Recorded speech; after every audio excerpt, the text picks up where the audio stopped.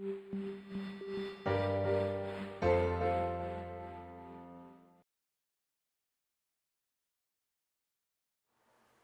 going on, everybody? So for block 3, we're going to change the focus of our training program to be more strength and hypertrophy focused, right? We're not going to be using a lot of weight to build strength. We're going to actually be using time. We're going to use more time under tension, and that's going to force our body to start to adapt, build stronger tendons, ligaments, joints, muscles, as well as give us a little bit more size and hopefully a little bit more definition as well, right? So that being said, we're not going to incorporate as much conditioning or as many intervals into this training block as we have in the past, but we are still going to do some, just enough to, again, maintain our fitness and maintain our conditioning so that we don't lose everything that we built over the last few weeks. Okay, so they're still mostly going to use body weight exercises, but we are going to use a couple things that you might have lying around your house. If you have weights or bands or anything like that, feel free to use those, as they'll probably be more efficient than using water bottles. But if you don't, things like water bottles, some backpacks, gallons of water, even laundry detergent, all those things are going to work well to give you a little bit more load. Okay, so excited? Here we go. Block 3. All right, so day 1. Day 1 is going to be our full body strength day. Today we're going to be using, we're not going to focus on isolating a particular muscle. We're going to work, again, the entire body, right? Starting from the bottom down. We usually do this on strength exercises. We start with the biggest exercises and move our way over to the smallest exercises. By that I mean muscle groups, right?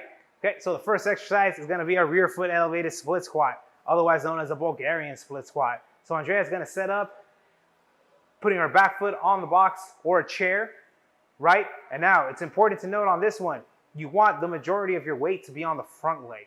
In fact, it's so much of it should be on the front leg that if she picked up her back foot, she would not move at all. Because again, most of her weight's on the front leg, right? We're gonna work on an isometric eccentric today, which means she's gonna have a 4-second descend, a 2-second hold at the bottom, and then she's gonna get up as fast as she can. 3 sets of 5 on each leg, okay? Let me see it.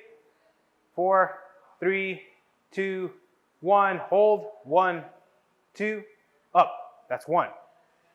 4, 3, 2, 1, hold, 1, 2, up. That's 2. Let's do one more. Hold, up. That's 3. Okay, go ahead and relax. You're gonna do 5 on one leg and then repeat 5 on the other leg. All right? We're gonna pair this with a same isometric eccentric push-up, okay? So Andrea's gonna start in her push-up position. This also works well from your knees if you need to do it from your knees. So, nice and strong, she's gonna 4-second descend. Go ahead. 4, 3, 2, 1, a 2-second hold, 1, 2, and then get up as fast as you can. And then repeat. 4, 3, 2, 1, hold, 1, 2, and then up. Hold that position for me. Another variation on this that works really, really well if you need it would be to put your knees down on the ascend, right? So start with your feet, knees up, right? 4-second descend. 4, 3, 2, 1, hold it. 1, 2, and then come up. Boom. And then knees off the ground again and lower. 4, 3, 2, 1, 1, 2, up. The reason that works so well is that you could actually lower a lot more weight than you can pick up, right? So you can definitely, or you can at least get close to lowering your body weight. And then if you need your knees for support, you just use them on the way up. Okay, guys? So 3 sets of 5 on each, right? 5 on each leg on the Bulgarians, 5 push-ups, and then you'll rest for about maybe 1 or 2 minutes, and then repeat that. Give it a try, guys. All right. So for part 2, which is labeled as your secondary strength exercises, we're gonna do 3 sets of 10 reps of 4 different exercises, okay? The first one is gonna be a prone W to Y. So for the W to Y, we're gonna be using a couple of water bottles because you really don't need a lot of weight for this. This, again, is a big fan of this exercise. Works the lower traps, works the middle traps, works the rhomboids, works the lats a little bit, the rear delts, rotator cuff, all kinds of exercises along your posterior side, which is your back side, right?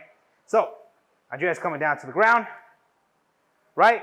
Her feet are gonna stay in contact with the ground, right? She's looking straight down over her head. She's got the water bottles, right? She's gonna extend her arms off to her side, kind of making like a W shape. right? And now this is important. She's gonna extend her arms straight out, making a Y shape. And she wants to have her biceps right by her ears, trying to have her hands over her head.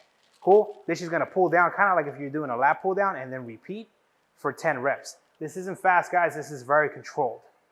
And I guarantee you, you don't need a lot of weight to make this exercise hard. I have a ton of professional athletes, and we use like 2.5 pounds on this exercise. It is a hard exercise. Take your time. Again, we're focusing more on time under tension and not so much on just speeding through the reps. Beautiful. Good job. So the second exercise we're gonna do, you're gonna flip over and lie flat on your back. We're gonna go for a straight leg lift, okay? A few variations on this. The first one, I'm actually gonna have Andrea put her hands right behind her butt, okay? This is gonna act as a little lever to help support your lower back, right? Her feet are gonna be straight. She's gonna bring both legs up towards the sky and then lower them, very controlled. Again, she's gonna use her hands to help her back to not arch as much, right? Putting most of the strain on her lower abdominals and less on her back.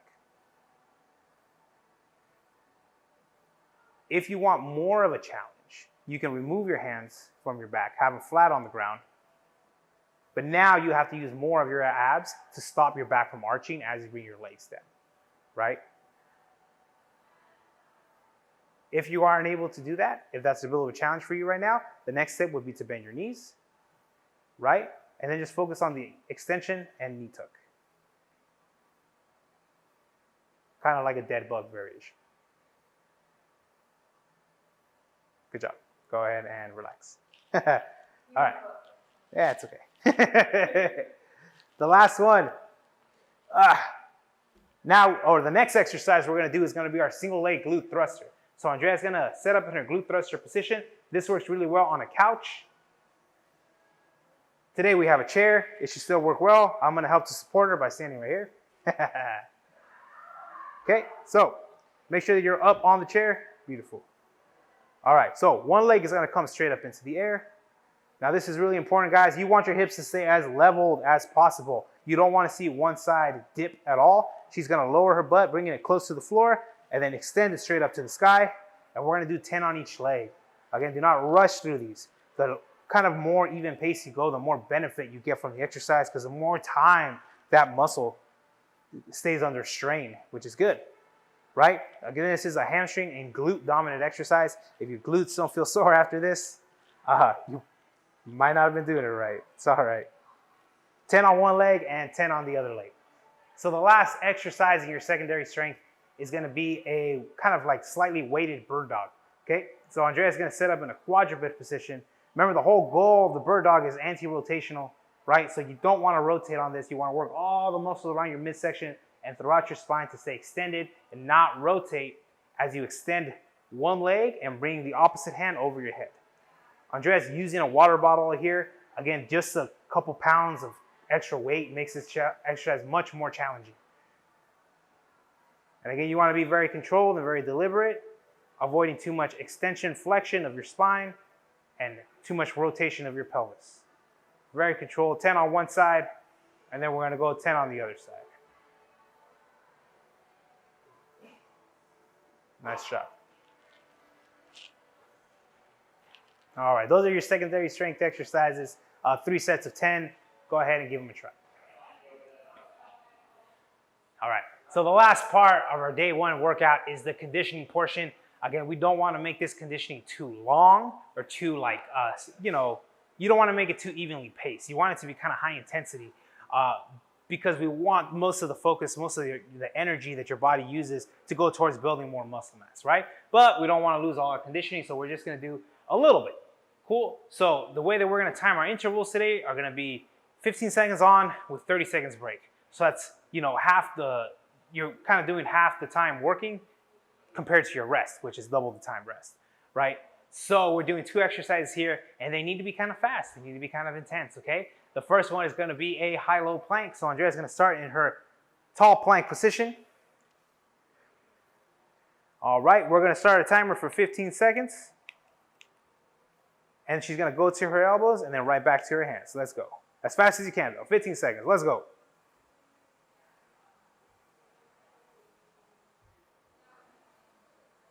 Keep going. Keep going. And rest. right? You're gonna get 30 seconds off. Go ahead and stand up. We're gonna pair that with touchdown squats, okay? Again, after you get the 30 seconds break, for the next 15 seconds, you're gonna do touchdown squats as fast as you can. Ready? Go!